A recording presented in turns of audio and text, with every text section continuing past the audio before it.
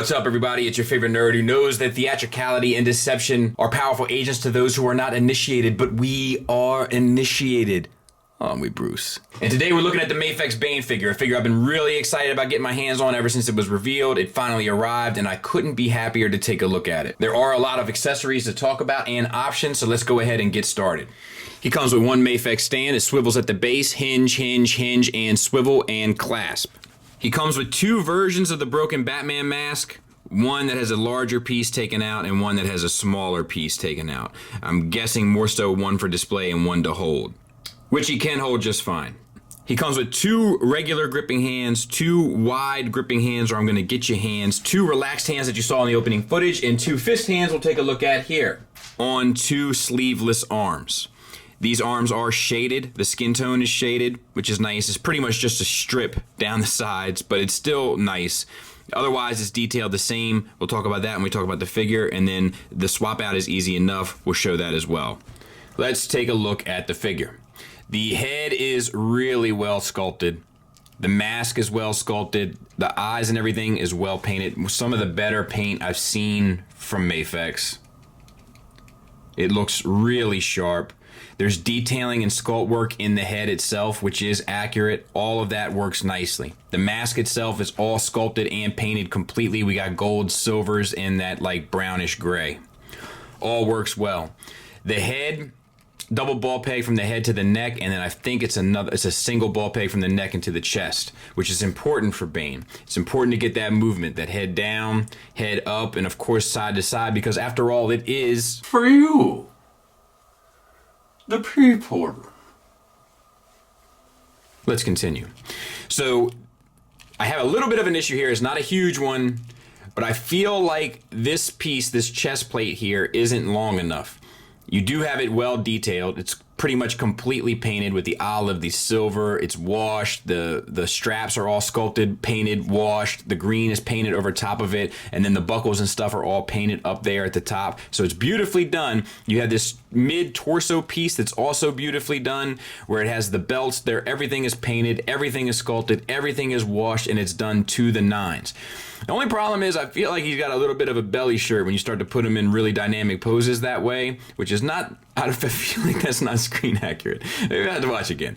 But it's a double ball peg, it feels like, from the chest into the abdomen, and then another double from the abdomen into the pelvis. So articulation-wise, it works like a champ. Getting the figure all the way down, around, side to side, I mean, no problems. It works really well. So for the coat is just a piece that slips on, but it is relatively seamless. Like, it looks really good. And then we have a disc hinge there for the shoulder that goes into a ball peg into the chest, gets the arms out to 90 degrees, and the swivel around. And using the ball peg, you can get the arm a little bit in front, of course drop down, of course up, and a little bit back.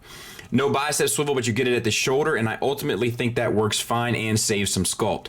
We have a double jointed elbow, not the prettiest, but not the ugliest, not by far. The jacket itself is completely sculpted, shaded, and all the wrinkles and stuff look good. The buttons are all sculpted and painted. The hand, as per usual, is on a peg to a ball hinge that swivels at both sides, so you'll get up, down, or in, out, and then the glove is sculpted, painted, and washed. So it's really quite well done for the most part. Same on the other side. Now, the coat itself, of course shaded, of course sculpted, all the buttons are painted, and then the wool is all sculpted on the inside up to about there. So suspension of disbelief is pretty much intact. I think it works really well. I love the way that the collar is sculpted around him. Fantastic. We have drop down T-jointed ball joints for hips. That gets you all the way up. Out to this, try to push it beyond the coat. Out to the side, I imagine without the coat it's even better. And then the thighs swivel around it. The pants are all sculpted. The belt on the pants is painted. The buckle is painted. All of the wrinkles look great. That little strap there is painted. The zipper is painted. The knee pads and then the sewing stuff, like the pad around the knee pad, for lack of a better term, is all painted, sculpted. Looks good. The pants come down here. They change color browns. The sculpt continues into the boots, where they're painted the olive, the gray, the gold. The laces and buckles are all painted. Double jointed knee that looks and works fairly well. And then the feet, I feel like, are on double ball pegs. So you get an ankle tilt up, down, and the rocker works surprisingly well. You also get a toe hinge. It's really one of, if not the best Mafex figures I've ever looked at. And there he is from the back. Pretty much spot on. Now, to get the arms swapped out, you just pop them out of the ball peg here, take the coat off, and then pop in these arms.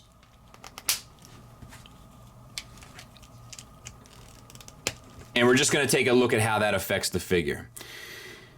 Unfortunately, it doesn't look as good because of the cutout here. Like the gap between the bulbous shoulders and the side of the body doesn't look as good. It's not bad. It's not terrible. It's just not quite as good. From the back, it looks much better. You get a better look at the vest, which they sculpted, painted, and washed to the nines. I mean, really incredible. And then you have like all the scars and stuff that are sculpted in. Like, they really put their best foot forward on this figure. Unfortunately, for me anyway, I feel like the arms don't work as well in this mode. But you can kind of get him, you know, holding on to his vest a little bit and stuff like that. So that's cool. I don't know. It's a really nice thought, but unfortunately, due to the cut here, and I don't even know if they needed that cut, it does kind of, sculpt-wise, like it makes his chest a little too narrow, and subsequently throws off the look of the figure when he doesn't have the coat on. When he has the coat on, it's hidden perfectly, but without the coat, you kind of lose a little bit. It's not terrible. Still definitely presentable. Still, I would say, without a doubt, the best 1/12 scaled Bane figure we've ever seen. But it's not perfect. Size comparison wise, there it is with the Mafex Catwoman 1.0, the SH Figuarts Joker, and Batman. And I think that all kind of works. Bane maybe is a little short, but he's also in a bit of an A stance. It's so weird with Mafex, man. Like, you just never know which way they're gonna go in terms of size. But I think on a shelf, I don't think any of it would bother you in the least. And if you want to cross universes, there he is with SH Figuarts Harley Suicide Squad. And because reasons, there he is with Big Daddy Bane. I love this representation of Bane. It is my favorite representation of Bane. I love Tom Hardy's performance of him. I love the character, and I pretty much love this toy. My only real complaints with it are, at extreme angles, you definitely get a belly shirt going on, and the chest is a little narrow without his jacket, and it definitely gives away the suspension of disbelief about it actually being an action figure when you get to see all those exposed joints in the arms to the chest. But it does allow you to get this pose off, which is what I was most interested in. It's probably the best built, best sculpted, best painted Mafex figure I've ever looked at. And for that, I give it a strong recommend and a bit of a bravo. This is where I want this company to operate. I want it to stay right here. Improve from here? Fine. But consistently nail this. The accessories are awesome. It allows you so much versatility. I really can't say enough good things about it. My complaints are very minimal in the grand scheme of things. So if you love the character, if you love the Nolan trilogy, if you love 1/12 scale figures that work well, definitely pick this up. It's a strong recommend from me. Thanks for listening. Thanks for watching. Until next time, take care.